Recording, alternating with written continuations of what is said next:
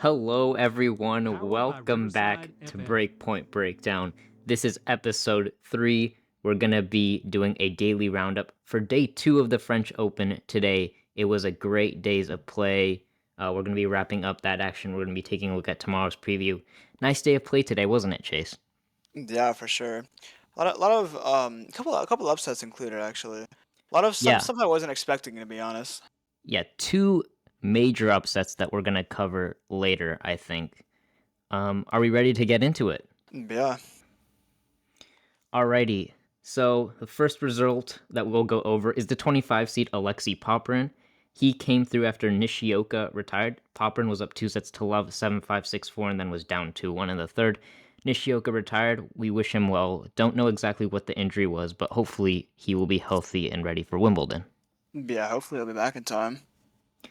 All right, and then we also had Alejandro Tabilo. He came through in 5 against Kazo. Yeah, I saw that. That was a long match. Yeah, and good for Tabilo. Remember, he beat Djokovic in Monte Carlo. Obviously, Djokovic wasn't at his best, but he still took him out, and then he didn't play since Monte Carlo. We didn't know what the issue was. He was pulling out of tournaments, so nice to see him back and get a really good win here at the French. Yeah, I think it's a huge confidence booster for sure. 100%.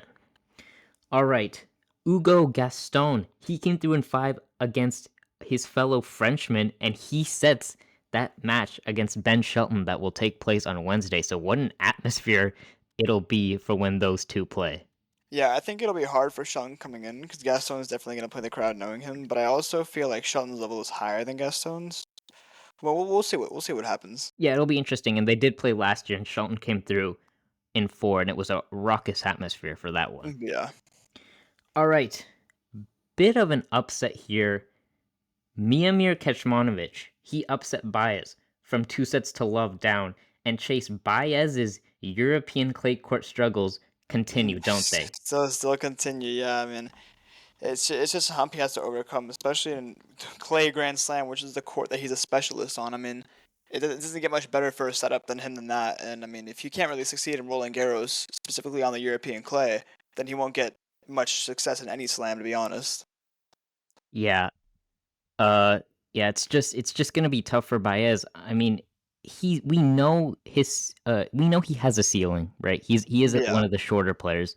Doesn't have the yeah, biggest serves, but he is just so consistent from the ground. And it's just tough to see him struggle here on the European clay because remember he won Rio. He did win he did Rio win Rio. 500. Yeah, yeah. Yeah. So It's that I was mean, yeah. yeah. It's just it has to come to an end at some point if he wants to get to the higher level. Oh yeah. All right, next, Carlos Alcaraz. He began his campaign today, and he won in straights today against the qualifier Zeppieri 6-3, 6-4, 6-2. So good Yeah, win for Carlos. kind of expected from Carlos. I didn't expect much more, to be honest. Yeah, you want to mention anything about his outfit? Oh yeah, actually yeah. His outfit that they had, dude, like the stripes on it, like these. So for anybody that hasn't seen them yet, basically it's like a striped shirt, and there was like it was white and black, wasn't it? White and black stripes. Yeah, like white and black. It might have even been like dark green or Yeah, something. Might have been yeah, something like that. like Yeah, white and like dark green, like white and dark black. The outfit's actually like really sick. Same with Paracard's outfit, which is like it was like regular red and then dark red. And I like the design that Nike did. It was Nike, right? That like producing all yeah, these outfits. Nike. Yeah, Yeah. yeah, I like the designs that Nike went for this year for Roland Garros for sure. Alrighty. Well, Casper Ruud, he is in Carlos Alcaraz's quarter, and he came through Ramos Vinolas today. Good start for him. Exact same scoreline as Carlos Alcaraz.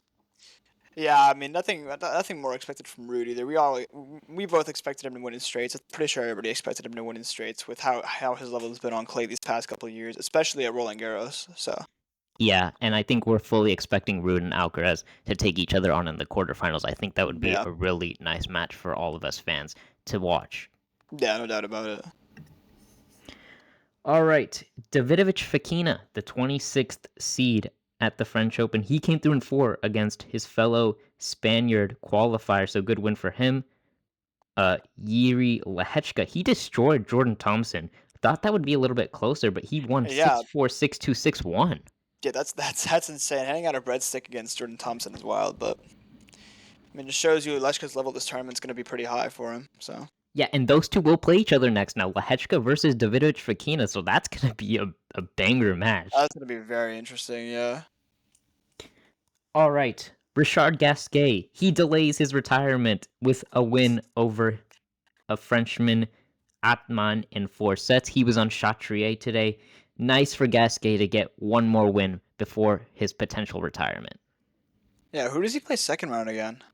Yeah, he's gonna play the world number one, which we're Oh, gonna get Yannick to in a Sinner. second. Yeah, yeah, Yeah, yeah, yeah. So retirement's kind of forced, but I think it's a good win for him. It was nice for him to get one more win at Roland Garros. I feel like for the French crowd and everybody else. yeah, great win for Yeah, him.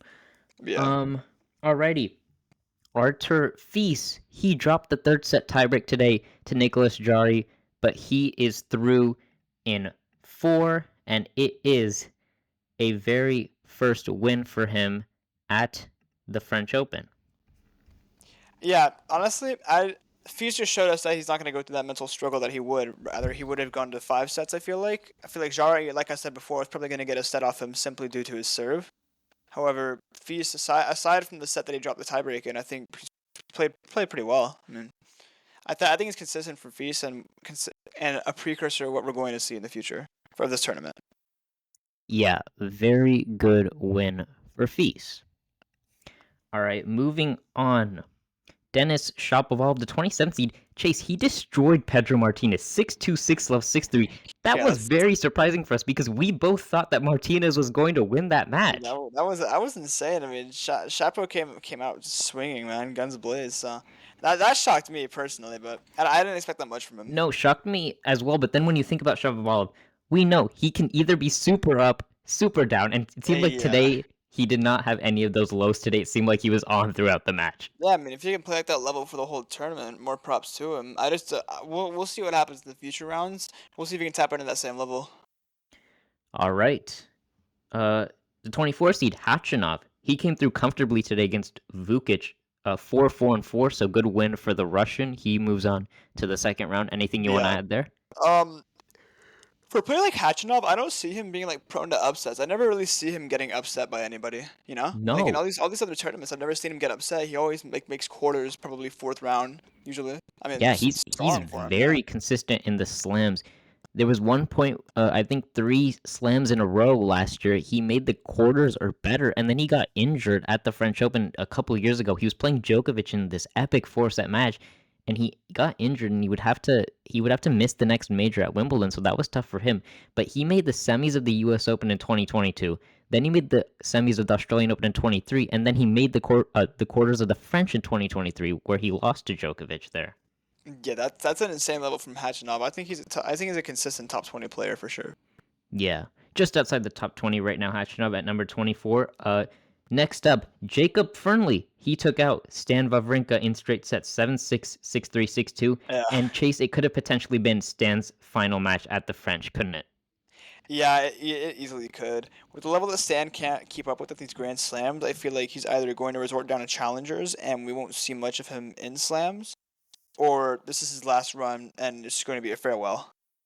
Yeah, tough one for the Swiss. We all love that one-hander. Yeah, for sure. One of the best, if not the best, one-hander of all time in the history of tennis.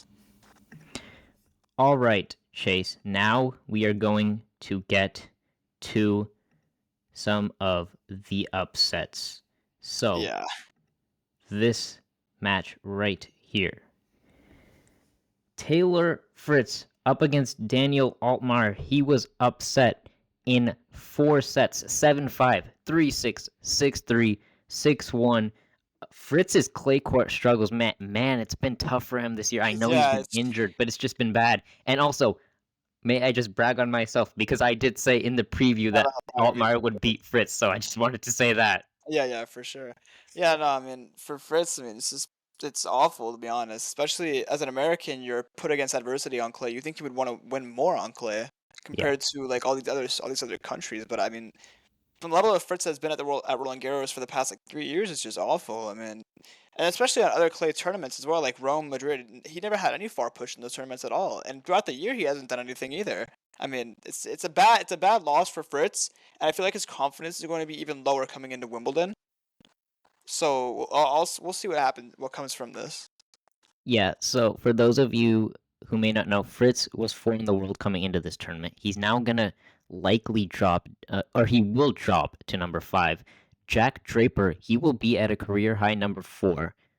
Not sure about outside results. Maybe if someone like Casper Ruud ends up making the final, maybe he could overtake Draper for that. But right now, Draper, he's going to be at a career high number 4, likely going to be the 4 seed at Wimbledon. So that'll be huge for him. And Yeah. if you also for Taylor Fritz, if you're wondering why he hasn't dropped down lower because he hasn't had the season we thought he would, well, his points primarily are coming at the end of the season. Remember, it was the U.S. Open final, the Yeah, ATP against Finals Yannick. final. That's really holding up his ranking. He does have the quarters at Wimbledon as well. So those 3 tournaments are kind of what are holding up his ranking at the moment. Yeah. All right, we're gonna move on to an upset that I thought was a little bit bigger than that, to be honest, even though he's ranked lower. The 18th seed, Francisco Cerundolo, is taken out by Gabriel Diallo in a huge upset. Straight sets too, 7-5, 6-3, 6-4. Yeah, that's honestly terrible from Cerundolo. I genuinely had him making it far in this tournament as well with the level he's been playing at Rome, Madrid, all the Masters of Thousands. But I mean, I don't really know what to say. I don't know what happened to him. Maybe it was a mental issue, mental block, maybe. Yeah, I don't. I didn't know what to say either. I wrote down on my paper right here, what happened? 3 question marks. What happened to Francisco Cerundolo? Yeah, I mean, it's the level he's been playing all year has been insane. We also saw Diallo upset Dimitrov, I believe, was it? Yeah, so in Madrid, Yeah, yeah. So perfect, you mentioned that. Diallo, he was down match points against Dimitrov in Madrid. He came back. He won that match, so he ended up making the quarters there in Madrid. Lost to Musetti, but it was a really good run for him there, and he was also a lucky loser in that tournament. yeah. I think Diallo being able to upset a lot of these top players is kind of a sign for future level that he can reach, especially against Cerundolo on clay. I think that's it's a huge feat for a player like Diallo. So that could be also a precursor of what we're going to see from him in the future.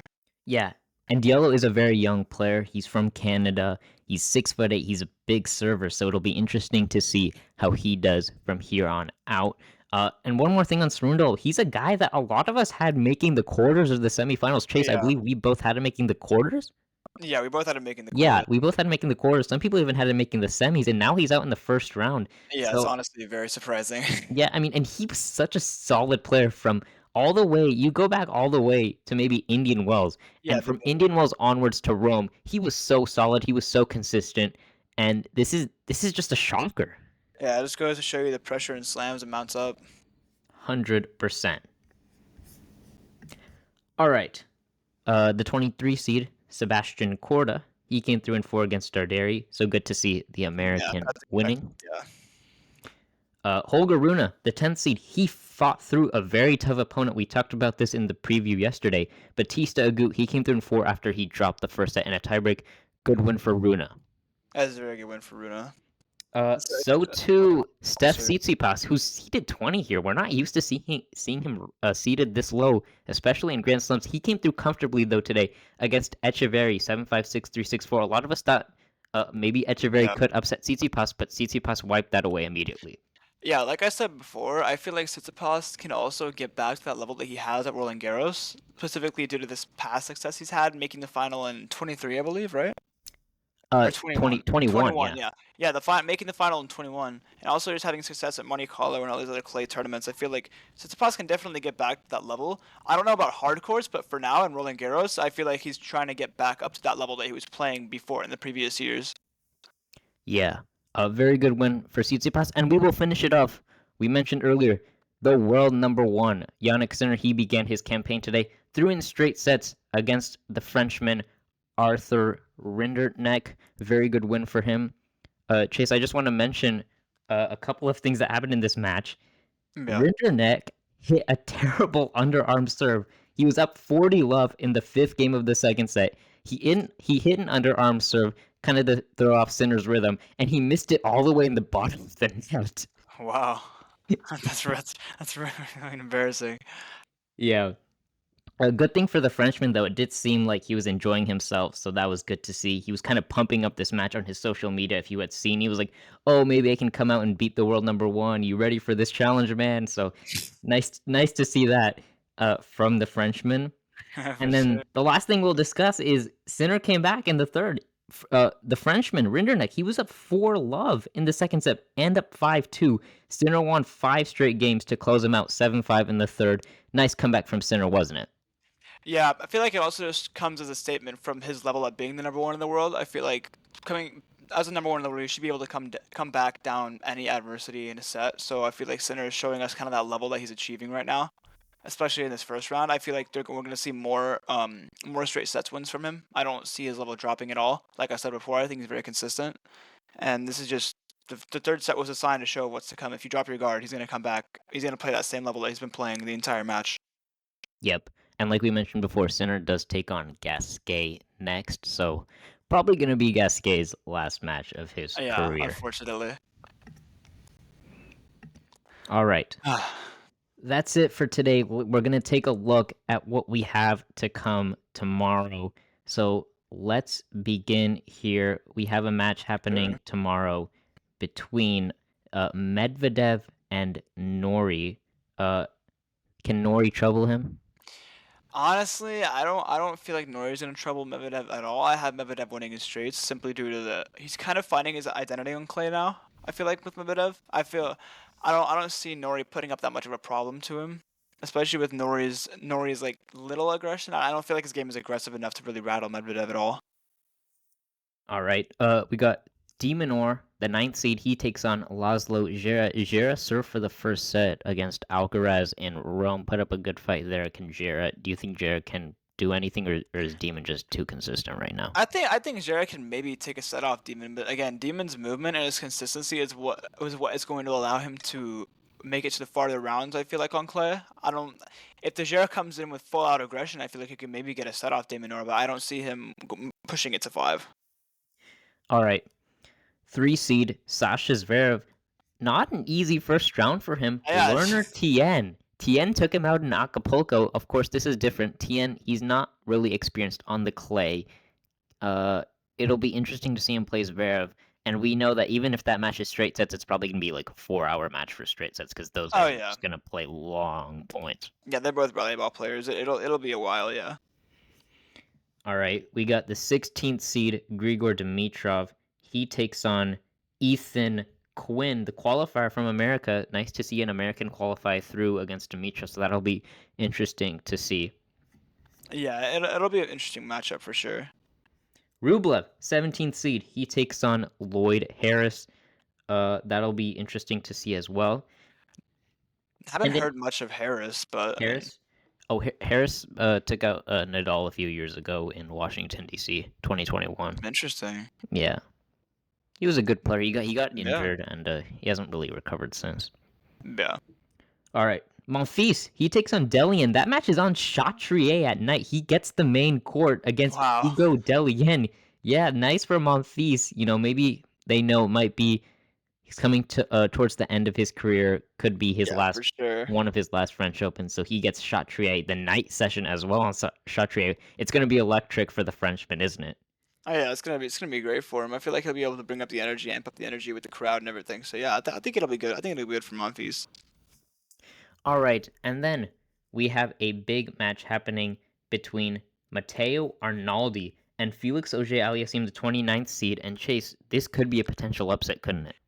Yeah, I feel like Arnaldi has a chance to upset FAA just due to the fact that Alshar's level just hasn't been high on clay. I feel like ever.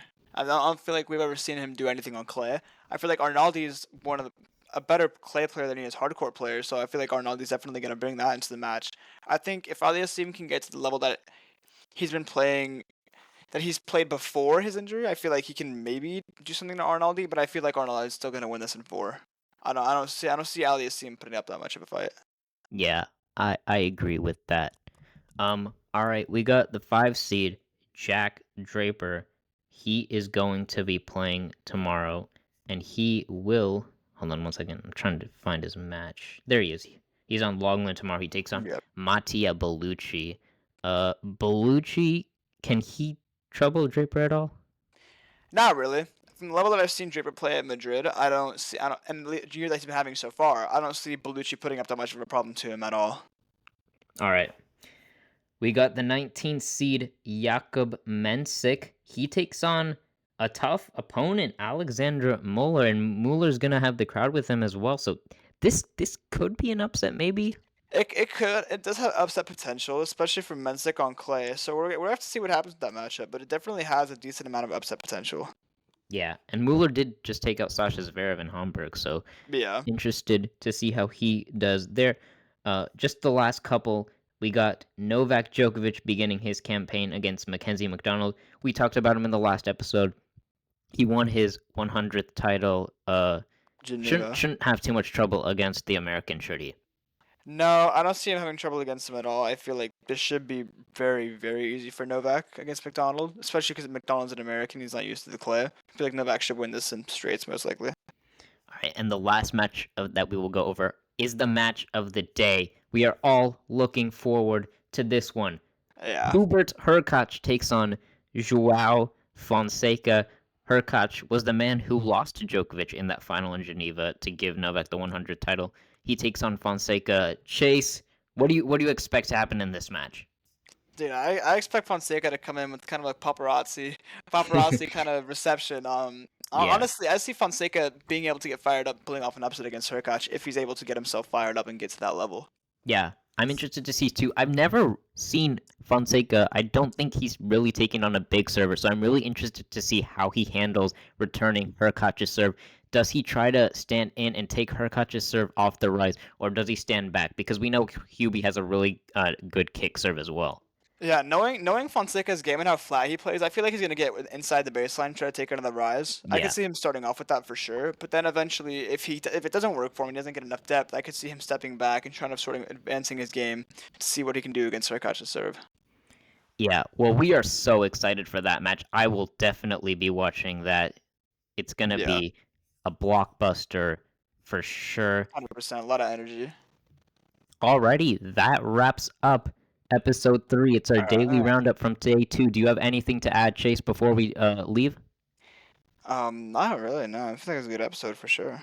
Yeah, alright, great episode, guys. Remember to like and subscribe. We've already released our 2 episodes. We released the draw preview and prediction. If you haven't watched that already, please go and watch that. We released the daily roundup from yesterday, where we not only talked about the action from yesterday, we also talked about the emotional tribute for Rafa Nadal, as well as Novak's Yeah. 100 title. So go ahead and watch that if you haven't already. But with that, we will sign off, and we will see you in the next one.